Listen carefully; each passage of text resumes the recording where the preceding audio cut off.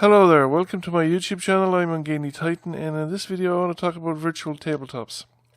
In a previous video, link in the video description below, I spoke about role-playing games, and I had a list in the video description of links to various resources that explained role-playing games, demonstrated role-playing games by linking to YouTube recordings of role-playing games sessions. Some of which were also live streamed on Twitch and various other things, and various other places that you can get resources on role-playing games. In this particular video I want to talk about virtual tabletops. I'm going to talk about a virtual tabletop probably in this and in another video following up, and in this particular one I want to talk about Roll20.net. I have basically, over the last 5 years, about 6 years ago I started looking into the business of virtual tabletops because I was the only way I was going to get to play D&D for the foreseeable future. And my research eventually recovered Roll20.net as one of the candidates. Another one would have been Map Tools, but I never used that one. And the other one would have been Fantasy Grounds, which is what I currently use. Now, Roll20.net is web-based, so you can fire up your favorite web browser, type in Roll20.net, and you get a web page similar to what you see there in front of you, and you then create a free account. The basic service is free, and it is a perfectly good and serviceable virtual tabletop. And what does it do? Well, it does pretty much what it says in the tin. It acts as a virtual tabletop. You can show maps, you can roll dice on it, it's got a built-in dice roller, it's got built-in communications. When you've signed in, you will see your most recent games. So this is just some games I created. One of them was the one I actually started playing, Shackle City Next. The other two are just ones that I was just playing around with the system and learning how to use. So, as a games master or dungeon master, you think of a maximum of 6 or 7 games that you can host simultaneously on Roll20, but that's probably more than enough. I can't really personally imagine hosting that many games at any one time. The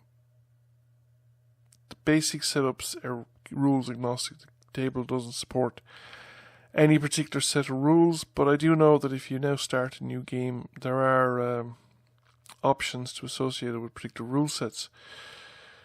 It does not, however, as far as I can see, at least on the free version, have any built-in rules automation for those rule sets. And it seems to have access to character sheets, but again, I didn't notice anything way of accessing character sheets, specific character sheets, in the free version of the game. So I'm not too sure whether that changes with the subscription models. There's obviously a marketplace where you can buy art assets for your game, so you can buy maps, you can buy token counters, icons. You can get a variety of other things like that. You can also buy rule books and monster manuals and various other things of that nature. If you go into a specific game, well, this is the DM view. You have the Games Master view. You have the option of launching the game, but you also can create blog posts relating to the game, so you can summarize a previous session. You can schedule the next session, so you can say, right, I'm going to run the next session on such and such a date, such and such a time.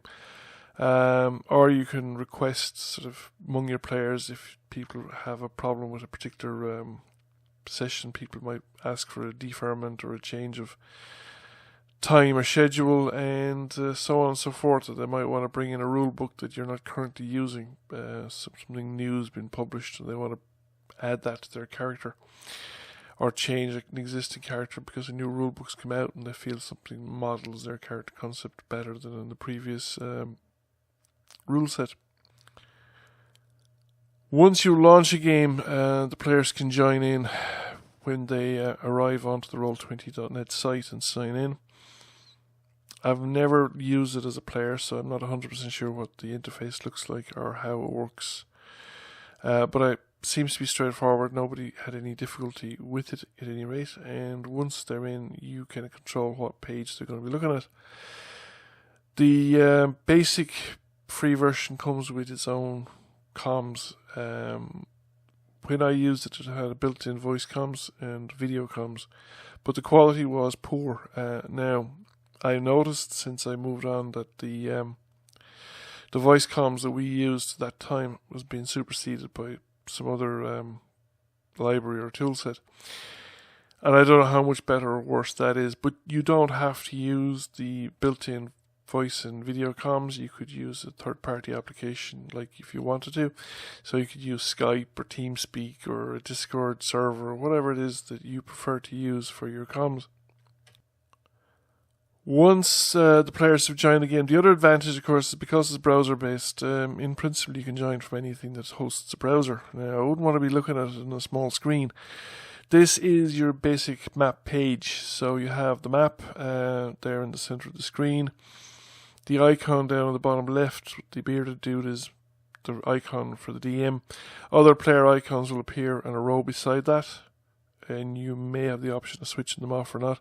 Also, I think if you go for video, the built-in audio-visual stuff, the video windows for each player will appear there instead of icons. And below that, I have a series of buttons that I had linked to attacks for some of the more common creatures in the particular encounters that I was using. But you can also link those to the counters, and I think you can also link them to character sheets, so you can create character sheets for particular creatures and have macros set up for those. The screen there, the right hand side, that comment down there, is essentially the chat window, and it also allows you access to other stuff within the virtual tabletop. So you can access the marketplace if you wanted to buy artwork or icons or whatever. You have a player's handout and character sheets. The green boxed text is a basic set of introduction to how to use the chat window and how to roll dice using the chat window. And just a small, you can scroll through it. There's more to it than that, and there's, I think, a larger, more comprehensive list of commands elsewhere in the system. As far as I know, the free version doesn't have any built-in rules automation, but you can create that yourself, or you can just do without it. You can just roll the dice the same as you would at a tabletop and do the addition and subtraction in your head. So the toolbar on the side gives you access to a dice roller, which you can click and drag to create a virtual three-dimensional dice to appear on the desktop. Or you can set up more complicated dice rolls, so you can add modifiers and bonuses and have that roll. You can access previous rolls, or you can do something similar with macros from the character sheets that you've set up. The toolbar also gives you access to different levels. It's mostly from the DM perspective. I don't think the players see most of that. So you have the clock thing that allows you access to the initiative, the turn order, the initiative counter, so you can enter values to see who acts in what order. And you can add tokens from the map onto the initiative tracker and assign initiative then and turn order obviously to everybody in the available on the map. And you can also do that to you can sort it in whatever way you want. So depending on the system you're using, you can do descending or ascending order. Some of the other stuff on the toolbar allows freehand drawing. Obviously, zoom and searching. There's layer controls so that you have the player layer, what the players see. You have a GM only layer where you can have notes basically on the screen that are only visible to the DM, that are not visible to the players. You can set up fog of war so they can only see what you have revealed. And I think it actually handles light mapping as well, so you can set up light sources, and if they're underground or whatever, they can only see depending on the nature of the light source being carried. Dragging or getting a map into the system is pretty straightforward. If you have a picture, PNG or a JPEG of the map, you just drag it into the map window and it will automatically display. So you can also use any image as well for background images, so you can have panoramic images of locations or whatever from the adventure that you're running, and you can use that to show them what the terrain looks like, or what the place looks like from a particular perspective. You can pull down a page as the DM and you can just show the different maps that you have available, and you can obviously create new ones. There is a drawing tool. You could create a map on the fly as well. Not the easiest thing to use, so it's easier, I think, to have stuff pre-prepared or to use a third-party graphics application to create the maps rather than relying on the drawing tool that they've built into the system. And again, as the games master, when you select a particular map, the players are forced to go to that map, and you can again then drag from the character sheets. You can put their icons, their counters on the map. With counters for hostile creatures or other creatures that might be hidden at the start, you can actually hide them in a different layer, so it's not visible to the players until you bring them into the player layer. There are some considerations about maps that you're dragging onto the system about sizing in pixels and the pixels per square inch in order to get grids to fit or to get to the right size so the grid is properly scaled for the image. This is just a different map, so it doesn't have to be orientated the same as the grid. You can just put the grid on top of any map you want. I have found that if you have maps that are pre-gridded, it can be very difficult to get the grid to fit to the right size. This is an example of one of the pages on a player's character sheet, and this is the attributes and abilities player page on a player's character sheet. So you have the basic attributes, you have the stuff like armor class, and you have all the dice rolls that the person could make shown as macros already set up. And obviously you can click to show them in the taskbar or whatever as well. Along the bottom of the window or as attributes on the counter. Would look very cluttered, I suspect. That is a counter which, when you click on the counter, you can see what you've set up for the counter. This is an example of a handout given to the players. Again, it's just a graphic dragged into this particular section. So you can set them up as DM only and private, and then you can show them to the players by changing their accessibility. So it's only visible to the DM at the moment, but if I click show that to the players, it becomes a player resource, and the players can see it in this tab at any time when they go back to it. You can zoom in and zoom out of the maps, and essentially, you can do anything that you'll do in a regular playing. When you exit a session, you can create a summary of the post as what happened as a blog post, and players can comment on it as if they want, so you can manage the campaign in that way as well. So overall, I think it's an excellent virtual tabletop. It does everything you really need. Its big advantages are that it is free, it is on a browser, so it's pretty much accessible from any system. Doesn't require any special setup, just people to create an account with Roll20, and then you invite them to join in the game or invite them in as your contacts on Roll20, and they join you on the game. What it lacks, in my opinion, are campaign management tools.